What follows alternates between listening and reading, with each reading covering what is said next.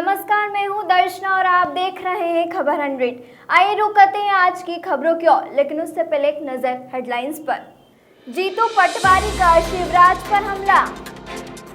Youth Congress राष्ट्रीय अध्यक्ष श्रीनिवास पहुंचे भोपाल। 5 सितंबर को किया जाएगा जेल भरो आंदोलन।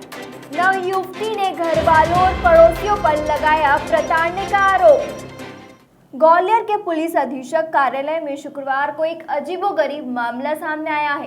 एक नव युवती ने अपने ही घर वालों और पड़ोसियों पर प्रताड़ने का आरोप लगाया है। यह नव युवती अपने दूर के रिश्तेदार और कुछ नजदीकी लोगों के साथ एसपी कार्यालय पहुंची।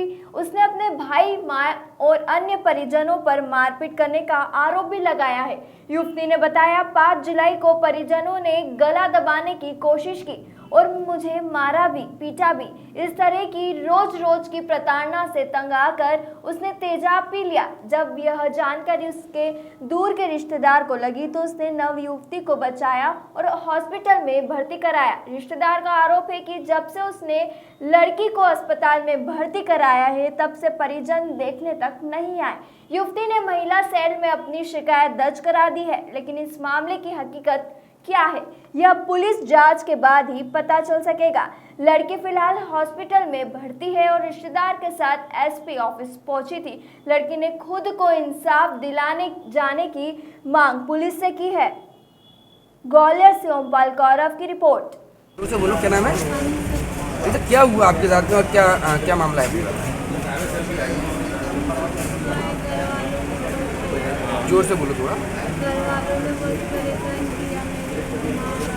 कौन से घर वाले हैं, कौन है?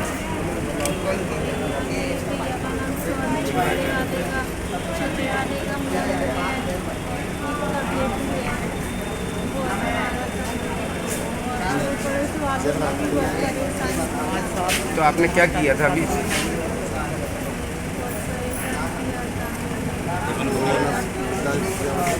जोर से बोलो। किस कारण से वो लोग आपको परेशान करते थे?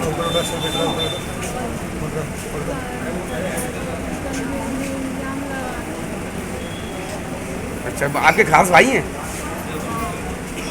तो आज आप एसपी साहब में के पास आए हो, क्या कहने के लिए आए हो, क्या ज्ञापन देने आए हो आप?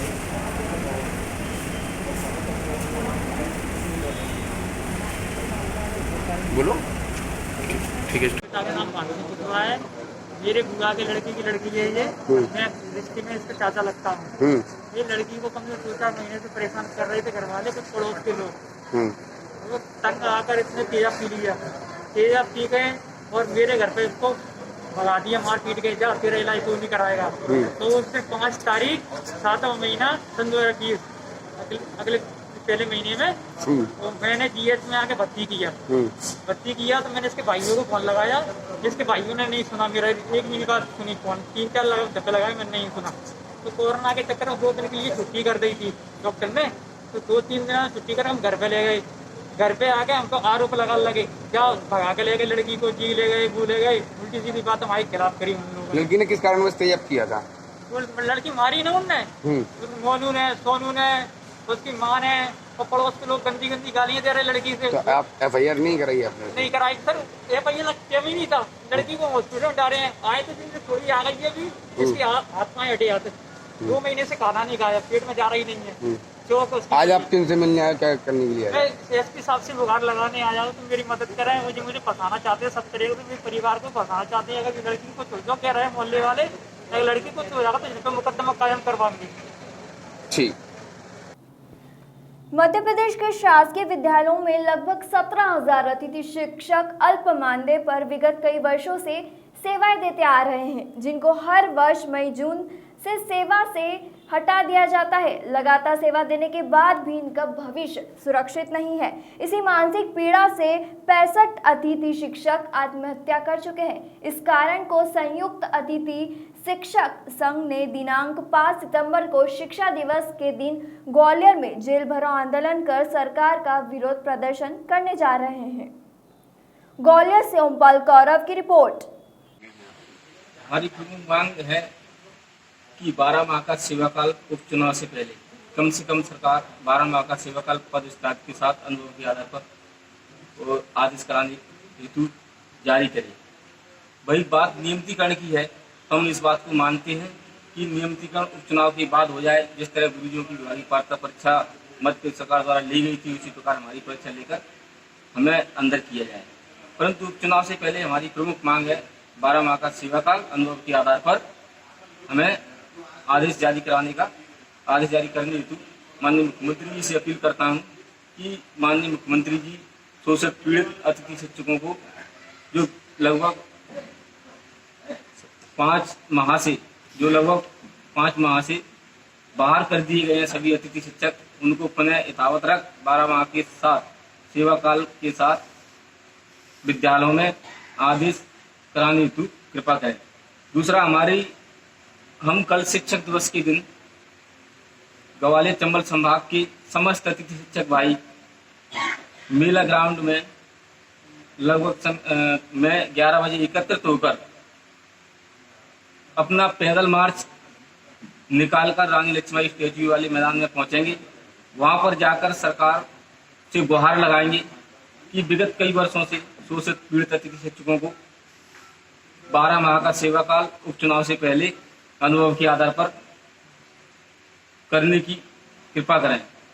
दूसरी बात, अगर हमारे बीच कल शिक्षक दिवस के दिन सरकार की तरफ से कोई प्रतिनिधि ठोस आश्वासन लेकर हमारे बीच उपस्थित या मतलब हमारे बीच नहीं आते हैं, तो हम उग्र आंदोलन के लिए मजबूर होंगे और जेल भरो आंदोलन करेंगे। आपने पिछले दिनों से मुलाकात की, सीएम साहब से भी आपकी मुलाकात हुई, क्या आश्वासन मिले और ऐसे ही अगर रहा तो आने वाले समय में उपचुनाव में फिर किस तरह की रणनीति रहेगी? उपचुनाव में रणनीति हमारी यही रहेगी कि अगर सरकार हमारे पक्ष में उपचुनाव से पहले निर्णय नहीं लेती है तो हम खुलकर भारतीय जनता पार्टी का बहिष्कार करेंगे।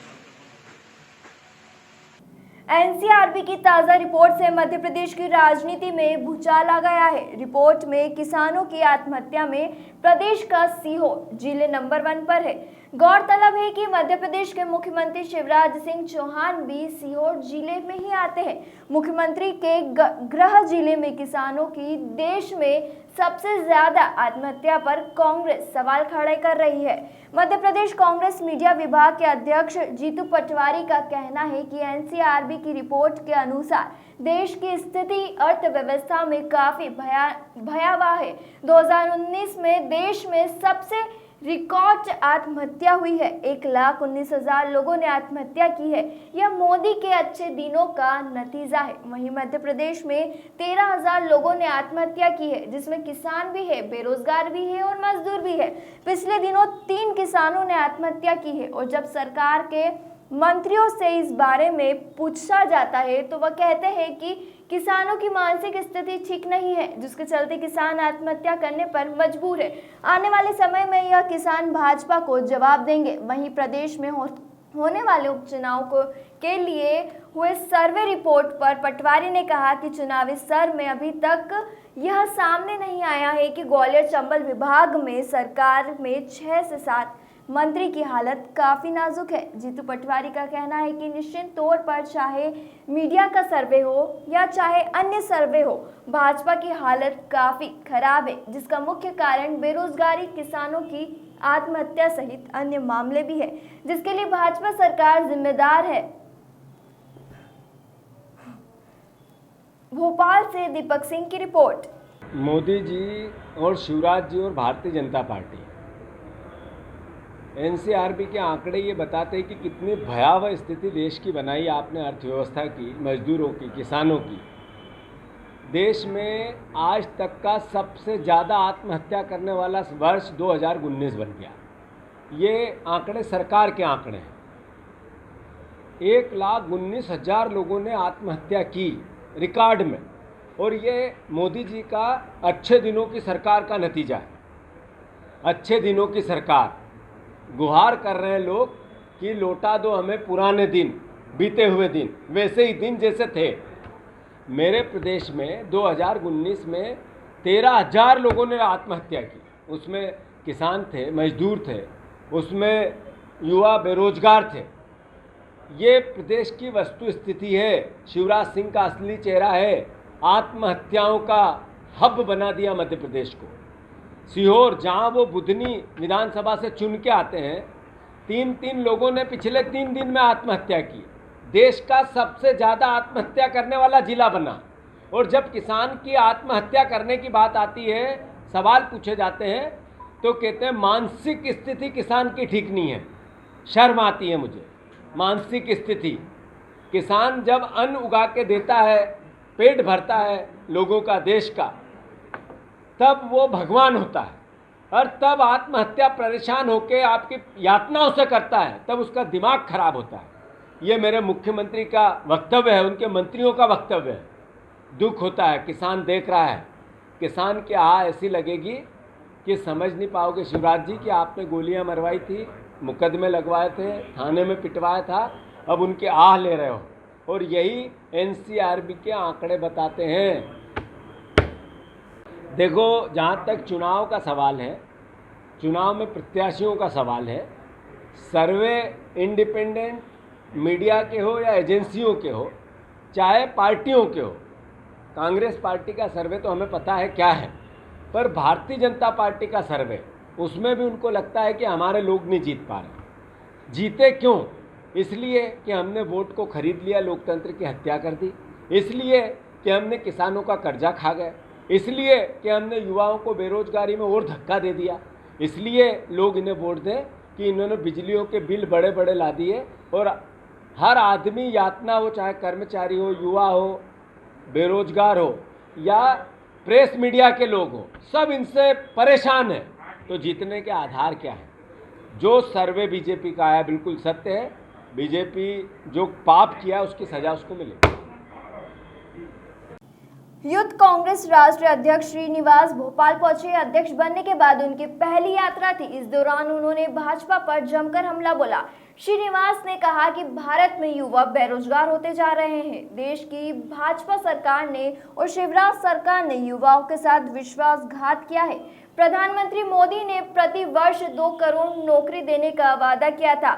इस हिसाब से 6 साल में 12 करोड़ रोजगार देने थे, लेकिन मोदी सरकार ने 14 करोड़ नौकरियां छीन ली। देश की जीडीपी 23% हो चुकी है और देश की वित्त मंत्री निर्मला कह रही है कि एक्ट ऑफ गॉड है। श्रीनिवास ने कहा कि शिवराज सरकार ने भारतीय युवा कांग्रेस पर लाठी चलाने का काम किया है।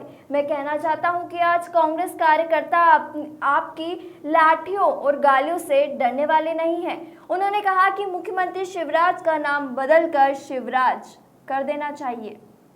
ये सरकार ने सत्ता पे आने के पहले इतने बड़े वादे किया था इस देश का युवा के साथ, और इस मध्य प्रदेश का युवा के साथ कोई विश्वासघात किया है वो ये बीजेपी सरकार और ये शिवराज सिंह चौहान है। मैं कहना चाहता हूं, केंद्र सरकार में जब नरेंद्र मोदी आया था, साल में 2 करोड़ का नौकरी का बात किया था। 6 साल हुआ, 12 करोड़ नौकरी देने का बात था। 12 करोड़ नौकरी देने का बहुत दूर की बात है। 12 करोड़ नौकरी छीनने का काम किया। पहले जानलेवा नोटबंदी, गब्बर सिंह टैक्स लेके आके 12 करोड़ नौकरी छीनने का काम इस सरकार ने किया था। तब इस सरकार को इस देश का युवा के बारे में कभी सोचने का समय नहीं था। और जो इस लॉकडाउन में कम से कम लास्ट 3-4 महीने में 14 करोड़ नौकरी जो लॉस हो चुका है, उसके बारे में इनके पास कोई शब्द नहीं है। मैं इसलिए एक बात कहना चाहता हूं, जंगल में मोर नाचा किसने देखा? कोई नहीं देखा। मोर के साथ किसने नाचा? पूरा देश जानता है। नरेंद्र मोदी जी को मैं कहना चाहता हूं, आप जो सूर्य ग्रहण देखने के लिए जर्मनी से 2.5 लाख का चश्मा मंगाया था, शायद आपको याद होगा, बर्लिन से लाए, बहुत अच्छी बात है। बादल की वजह से वो भी आपने नहीं देख पाया। जो इस देश में जो इस समय में जो हालत है, अनएम्प्लॉयमेंट का, उसको देखने के लिए आपका कौन सा चश्मा चाहिए? मैं भी सोच रहा था इनको चश्मा लेके आके दे दो, पूरा देश का युवा कांग्रेस साथी से मैं इकट्ठा करूंगा। देखो, भारतीय युवा कांग्रेस दुनिया का सबसे बड़ा ऑर्गेनाइजेशन है। मैं भी सोच रहा था, मेरे को भी लग रहा है इसमें चश्मे से काम नहीं चलेगा, इनको दूरबीन चाहिए जो तो GDP -23 पे चले गए। इनका वित्त मंत्री के हाथ पत्रकार साथी लोग ने उनको पूछा, निर्मला जी ने क्या हो गया GDP को? निर्मला जी ने अनएम्प्लॉयमेंट के बारे में आपको क्या कहना, कोविड के बारे में आपको क्या कहना? वो कह रहे हैं एक्ट ऑफ गॉड, शर्म आना चाहिए। एक्ट ऑफ गॉड नहीं है, लैक ऑफ विजन है। आपका सरकार है, टेलीविजन का सरकार है, कोई विजन नहीं है। आदरणीय हमारा नेता राहुल गांधी 17 मार्च को क्लियर फील्ड लगा के इस देश में बड़ी लेवल में सुनामी आने वाले आर्थिक व्यवस्था को लेके और अनएम्प्लॉयमेंट को लेके क्लियर बताया था बात। उस बात को इन लोगों ने सुनने के लिए तैयार नहीं। ये सरकार अभी भी इस देश के साथ, इस देश का युवा के साथ जो धोखा, जो विश्वासघात किया है, उसके लिए भारतीय युवा कांग्रेस हम लोग चुप बैठेगा नहीं है। इसीलिए रोजगार 2 हमने कैंपेन लॉन्च किया। पहला चरण में हमने क्या जो लॉन्च किया था सोशल मीडिया के तौर पे, दूसरा है हमने जो मिस कॉल देने का, वॉल पेंटिंग और जो रीजनल लैंग्वेज में जो गाना बनाया है, ये तमाम चीजें इन लोग के हमने लॉन्च करेंगे। और आने वाले दिन में कितना इनका बीजेपी का मेंबर ऑफ पार्लियामेंट है, उनके घर के पास जाके इस देश का युवा को बचाने का काम भारतीय युवा कांग्रेस करेंगे। मेरे को आज मैं एयरपोर्ट से आ रहा था, सबसे दुखी का बात क्यों हुआ? चुप हो भाई, क्या है तुम लोग का मीटिंग? अभी के लिए बस इतना ही। बाकी देश और दुनिया की तमाम खबरों के लिए बने रहे खबर 100 के साथ, जनता की बुलंद आवाज।